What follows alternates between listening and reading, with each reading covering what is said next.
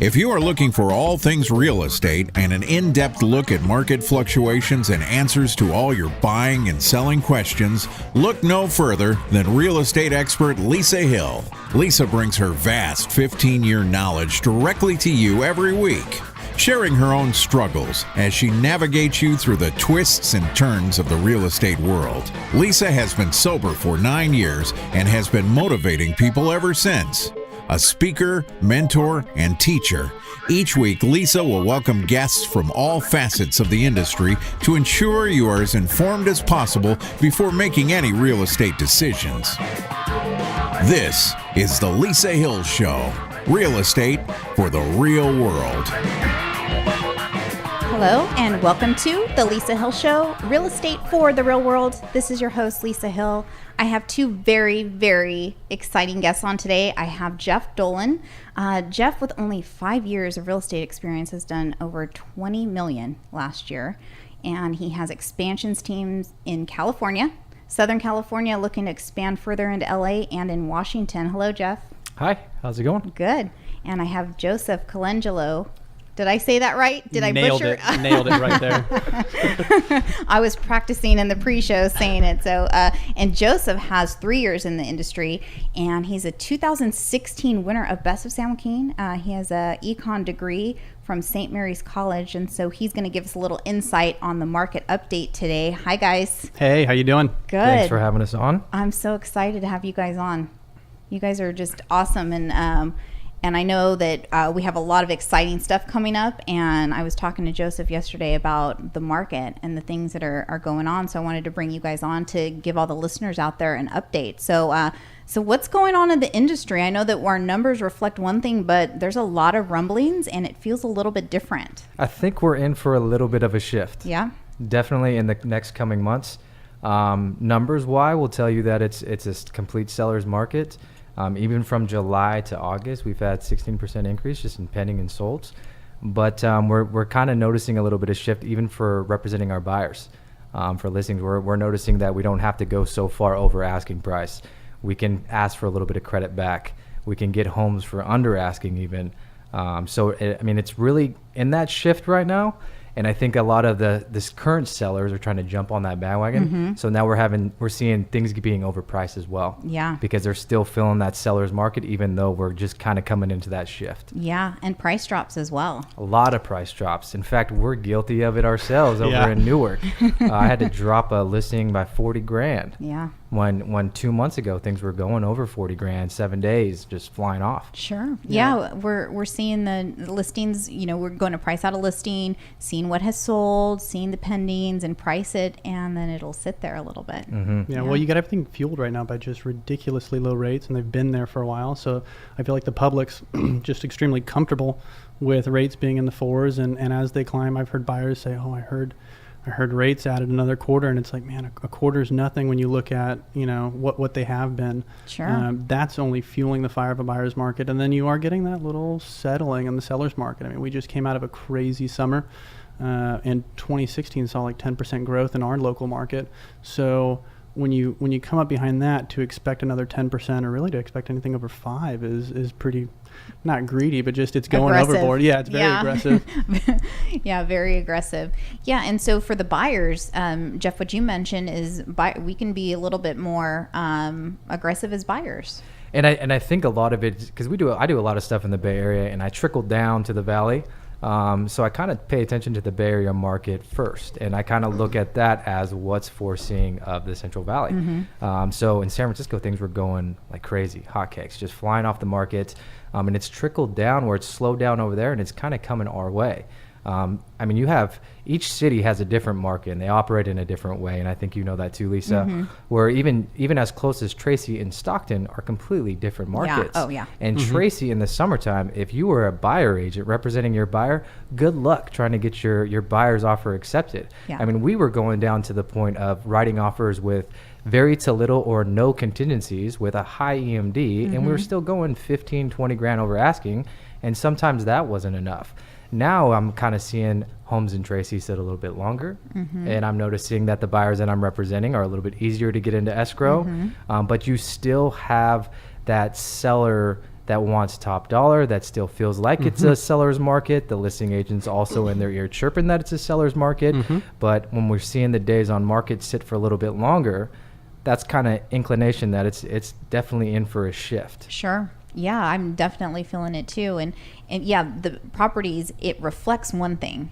And it looks like seller's market. So the sellers that are out there wanting to jump on and kind of ride this wave of seller's market, I think will sell property now, investment properties they've had for rentals for some time. They want to sell it now and price it, and it ends up and the worst thing too is when you have a seller that their next door neighbor had all these upgrades and they sold it really quick.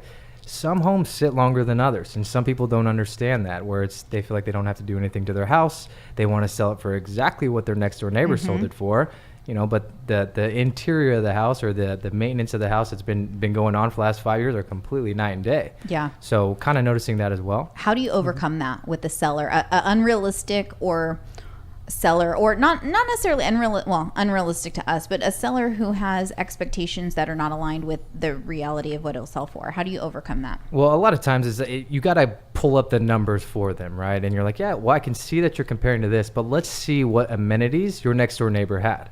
Oh, look, your next door neighbor had granite, and they had wood floorings, and they just had the house repainted, and they just had the new swimming pool put in and a new fence. Does your property have those same things? Or, a lot of times it's original, so we have to put all those things into account. And we also tell them, do we want to sit on the market for 30 days? And then we're going to do price reductions. And then we have the aggressive buyer agents like me and Joseph and coming in sending a lowball offer. So we really want to avoid that. And that's kind of what we let our sellers know. And then a lot of times they're on board and they trust our opinion too. Sure. And then obviously the results are in the pudding too. So when they do get that offer that they wanted, or we get multiple offers, then we can maybe drive up that price. Right now it's just things are definitely sitting for a little bit longer, and I think a lot of the agents are going to start noticing that even more. Yeah. I agree, especially going into our slower season, the holidays, summertime, everyone's trying to get into houses before school starts. Kids are out of school. It's a perfect time to move. And winter generally slows down a little bit. People are at home and Thanksgiving Taxes and the coming holidays. up. Yeah, absolutely. And so it kind of slows down. I think definitely we're going to see it we'll feel it a little bit more come the holidays. Joseph, you work with a lot of investors. I do, and I love this market right now just because... Tell us why. Well, locally our rents are off the charts, but if you look at really everywhere in California, rents are rising. And right now, Stockton's below Modesto, below Sacramento, below Tracy. Every other market that you look around here. So it's very easy to make a pitch for a 7-plex. Or, tell an investor who's on the fence about liquidating assets over in the Bay, coming over to Stockton. You get much more bang for your buck here. There's a 7-plex that I'm in escrow for right now, and the seller is going to cap 10% on that. And you don't get that in the Bay Area. At the same time, there's a lot of buyers out there who were used to the lower prices, and just right now it's not happening. We're getting a large push out to the Valley, and not just out to the Valley, but Stockton. Everywhere in Stockton's looking good on a rental property. There's no plans for any more rental building to go on.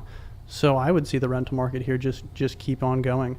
There's nothing in the works in the future, so I don't see it dipping. And really, the costs of rent have been suppressed for so long here that people think it's a bubble. No, it's coming back up to the surface. And when you have 10 years of no growth, you're bound to get some growth. We're just getting it a little quicker than people are comfortable with. Yeah, absolutely. And flips too, correct? You work with flips, so tell us a little bit about that. Well, right now it's an interesting time because we are still going through a little bit of a market correction.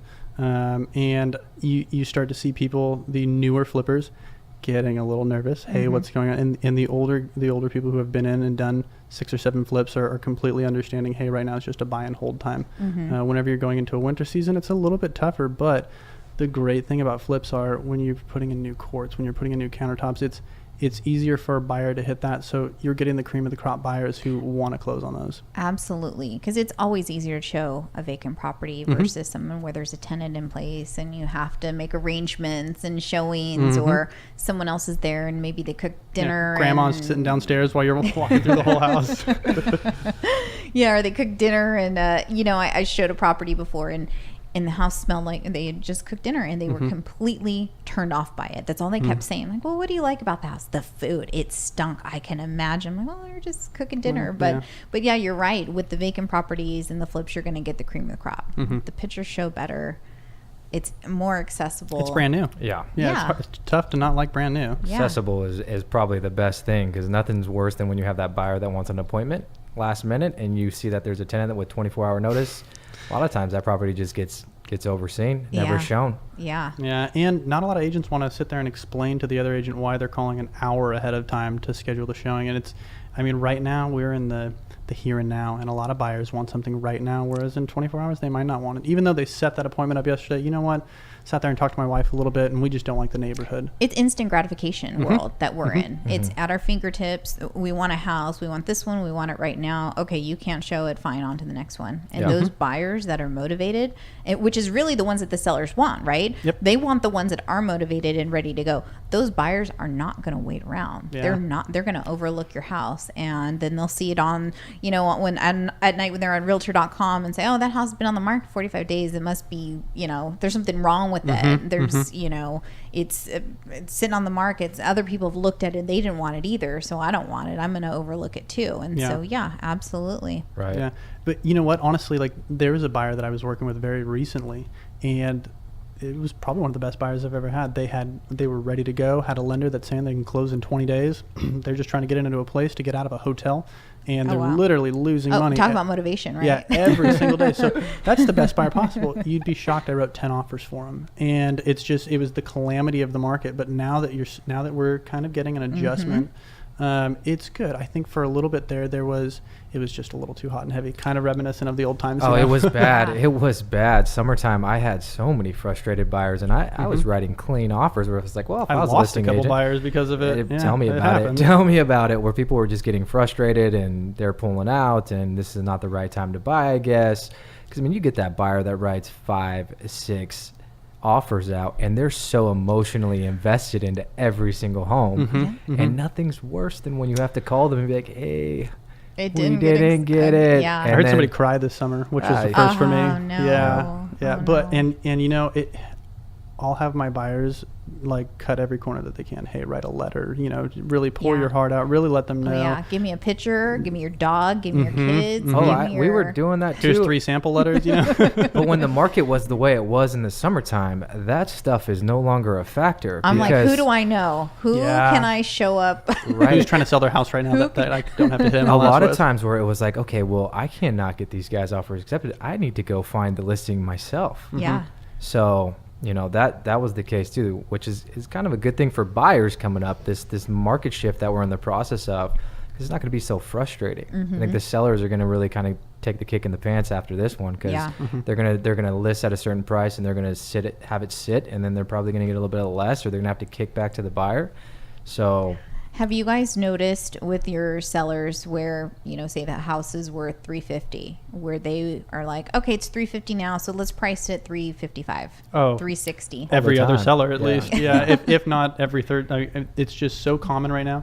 And everybody's hairdresser and bartender and best friend is selling their house for $20,000 over. And a lot of people don't realize that that's not realistic. There are houses that do go 20,000 over. There's houses that I've sold and Jeff sold that's gone 20,000 over, but that's because we might have marketed them just a little bit low on the market, or there's just a lot of calamity on that house because everything was done and it had the quartz countertops and it had the imported floors.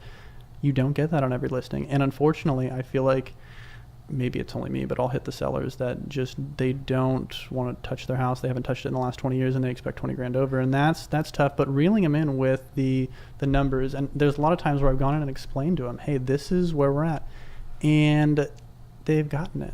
And you see the click in the head and it's like, oh, yeah, but okay. nothing's worse when they pull up their computer and they're like, well, Zestimate says, Zillow says my house is worth this. Yeah. And you're like, well, let's look at the real numbers. You could hire Zestimate. And they're like, well, I called the agent, but they're at their day job, so they said they're going to call me back tomorrow night, and they'll do it. They'll list it at that price. Yeah, we all love exactly. those. And it's like, okay, have fun sitting.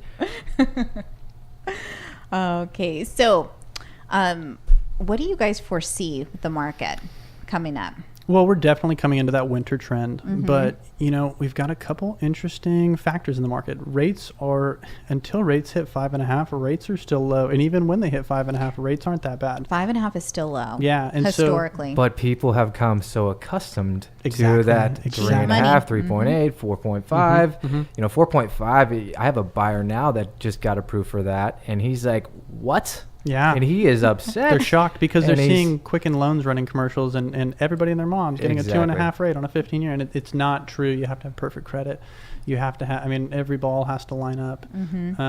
And it's more educating the buyers. I feel like good real estate agents it's the marketing and it's all that, but it's really educating the buyers and educating your sellers and making sure that they know exactly where the market's at so that they're not missing out on good opportunities. Yeah. Absolutely. I just got a listing today in Turlock, and it's on the market right now, but she's in the process of canceling. And part of it because she's listed too high. I wonder if that other agent's listening right now. I hope not. I hope not. But they're listed too high. And I was trying to explain to her, 575 is a good number. And she's like, I don't really want that. But it's the way to bring the traffic in. So sometimes you have to educate your sellers as far as sometimes, even in a hot market, listing a little bit low will draw those multiple offers in where you can eventually get that price that you're ideally looking for. Sure. And then the sellers say to you, you priced it too low. If we got that high. Oh man. Exactly. It's kind of a no-win with sellers right now, because if you do price it a little low, then you will get that. I've got it every time. I'm like, okay, let's price it a little low. Let's see how many offers we get. It's the same story every time right now in this market is, well, we priced a little low. I wonder how high we could have got. Yeah. If we got that, we I could think have everybody's got got more. Well, we did send out a multiple counter for highest and best, so this is what we got. Well, and it's also easier, there's multiple parts of the deal. And when you start going through on requests for repairs, talking about markets turning, for a couple months there, asking for even $1,000 back on an RF or on a request for repair was like, oh, you're doing what? And now I asked for a whole roof today. Yeah. So it's like you're starting to get sellers and that's good for the market too. You want realistic sellers out there. Yeah. Selling houses, you don't want the rush jobs. I feel like when you start cutting major corners like that, you start losing integrity of the market, and there was a lot of times where I was walking through houses and I'm like, God, what were they thinking when they flipped this house with the laminate flooring and put it up for sale at the top end of the market, and they painted the cabin, there's a lot of because someone will buy it. That's why. That's... And it throws comps off for the whole neighborhood. Yeah. Well, the summer was a scary time, too, because a lot of the counters that we were getting on for a lot of the buyers I was representing was to remove the appraisal contingency because we had to go so much over. And on an FHA buyer, that is some dangerous territory. Exactly. So it's like you can't let your buyer do that either. Yeah. So it's I'm actually kind of excited for a lot of the buyers that I represent. For the market shift to come up. Yeah, and I think the shifts are healthy. Absolutely. It has to recorrect itself. I was in the industry when the market, I got in 2002, and we were talking interest rates, how they've gotten used to them being so low. The very first transaction I did, I refinanced them out of a 13% interest rate into a 7%, and they were thrilled. So we were at 6-7% interest rate, but they just... That's not bad, really, no, when you look at it. It's 5 not. was unheard of. 5% interest rate was unheard of. It was like a unicorn. You did not get 5%, maybe on like a 1-year arm or something. I think FHA had this program. It was like a 1-year arm to get them in, and it was like a 5.75 interest rate, but that was it. That helps. Or back when they had those again in 2007, those option arm mortgages where you had 1.1%. Yeah, pay this interest rate. Yeah. But exactly. We had the 1.1, the teaser rate. You could see it on the bill though. You could see. Yeah, because they had the 4 options of payments, right? There was. But everyone's like blind. Like, I didn't see that. I didn't see that I had deferred interest on the back end. It was clear. Honestly, okay, I get it. The subprime meltdown, everybody played a part, but consumers did too. Let's just be freaking honest. You can look at someone's mortgage statement who said, I got taken advantage of. Absolutely. I didn't know. No, I'm sorry, but if you purchased a home and you see your statement every single month, there's the options. You had a 1.1% teaser rate with X amount of deferred interest this month. You had a 15-year at this payment, and no one's going to pay a 15-year because it's too much. Right. Their interest And too much. You have to see it going down. When the wing's on fire on the plane, you got to assume it's going to crash. Well, I think a lot of people were seeing home values skyrocket so quickly that they were okay with that deferred interest being tacked onto their balance because people were just just refined every year, 2 years anyway. Yeah. But then it got to the point, obviously, where the market crashed and Yeah. home values weren't there where they And expected to be then at. a lot of people I had no idea. I didn't know. Yeah. I was taken advantage of. And it's like, I don't know. I'm kind of indifferent about the whole scenario because I was on the ground floor. I did see the people who would come back year after year after year to refinance, and they begged like it was crack for those 1.1% interest rates to buy a boat, Cash to pay out off credit all the card way. debt, Right. to pay off their cash, to go to Jamaica, to pay off, I mean, I did a refinance where they paid off $200,000 in credit card debt. Oh, my goodness. Credit card debt, and they paid it off with the equity. So, everybody has to take accountability in Right. some sort. But I think, getting back to the point of the market correction, I think that it's a good thing that the market's correcting because we don't want to see that again. Yeah. And I'll kind of add this in there. I think what I'm seeing in the market right now is awesome because we do have qualified buyers. And you two both, we're all agents here. We've all done the grind with buyers getting pre-qualified, and that grind was not there. I mean, it was here, breathe on this mirror. Okay, 500,000. Yeah. Right now. Stated income. Yeah, exactly. Yeah. Paperless You loans. work at Comcast, you want $1 million house? No problem. You got it. You want to pull with that too? We could do like a rehab loan with that. It's just like we're putting better building blocks around the structure. Sure. And we're getting a lot better qualified buyers. I do get, when I'm using like an out of town lender or something, questions about buyers and how their strength is, but it's never a question like, hey, do you think this thing's going to fall out because your buyer's not being correct with their statements? Yeah, absolutely. There's honesty, and there's credibility there. Right. You have to provide 2 years tax returns. You have to provide, income verification. You have to provide all these things, which, wasn't necessary before. Lending has loosened up a little bit, though, since Oh, yeah. 2011, It needed to, though. 2012. It's loosened up a lot of different programs. I mean, I have buyers that have good credit, and a lot of people think conventional, they have to put 20% down. That is in people's minds. Well, I have a lender that'll, if you have good credit, it's a 3% conventional, but the buyer's only putting down 1%. Oh, wow. And it's an incredible program where the lender can close it literally in 14, 17 days. We'll talk about a seller's market and getting your buyer's offer accepted. Awesome tool. Yeah. And then I'll have listing agents call me and they'll be like, what, did you write this right? Are the numbers correct in this offer? Yeah. Did you really mean 17 days? And Yeah. it's not a problem. Awesome. So And with everything going on in the local economy and where we're at, I only see growth coming out of this market. Wages are going to increase. When you have two buyers working a minimum wage job that makes $15 an hour in a household, 40 hours a week, that buyer's at a $250,000 to $300,000 purchase price. Yeah, especially Whereas with rates now- still being low. Exactly. Keeping them steady. Yeah. Absolutely. I think the Central Valley, and I'm a firm believer in this, is in for a boom. I think if you look at even Livermore 12, 13 years ago, it wasn't you could get a home for $250,000. Yeah. And now look at it. And then you look at where the Central Valley is really located. Lathrop, Manteca, Tracy, Stockton. We can get to Sacramento in an hour. We can get to anywhere in the Bay Area in an hour. 90% of my buyers that end up buying in Tracy or Lathrop are from the Bay Area. Yeah. Because it's like now you have transit and transportation that's available to get to the Bay, where you have Ace Train, and then they can take that to Fremont. Yeah. You know? And, they've got some awesome new builds going on down in Lathrop. Yeah. River Islands, River yeah. Islands is an amazing community, 11,000 units with like 2 or 3 shopping centers. Trader Joe's is going in there. They've got charter schools. I Yeah. mean, that's really... And Trader Joe's, in order for them to, they have to have a certain demographic within their area. So that means that the income and education levels are there. Well, I'll Yeah. give some insight. I just one of my buyers just closed a house. He's one of the directors of Tesla, and they're coming out to Lathrop. I don't know if they've announced it publicly, have they? I haven't Well, heard of anything. I hope Tesla doesn't call me, but they're coming out to Lathrop. They're creating 3,000 jobs out in Lathrop in the next 12 months. Yeah. Amazon's blowing up in the area. Amazon's coming out there. And then you have Ashley Furniture Corporate out there. You have Yeah. In-N-Out Burger Corporate out there. So you have a lot of companies that, the Central Valley is so centrally located, they could get to Fresno quickly. They can get down south quickly, the Bay Area, up north. So it's a really good location as far as really foreseeing a good future for the Central Valley as far as market value. Yeah, our location's perfect. Amazing. Yeah. really, really wish we could put Stockton in this exciting conversation. We could talk about some exciting new builds going on in the local area, because I've got buyers that just really would love to buy out here, but there's not a lot going on. Minimal build. Yeah. We have hoping to KB see Homes that. right over by off Murata. Correct. Yeah. Those are some nice homes. I just had a listing out there right in front of that subdivision, but the And the problem condos too. Those are high-end units, right? they're putting on the new west ones in side downtown, I of think, too. 99 in Murata. Yeah. Mhm. But it's not substantial growth that's going to grow with the community.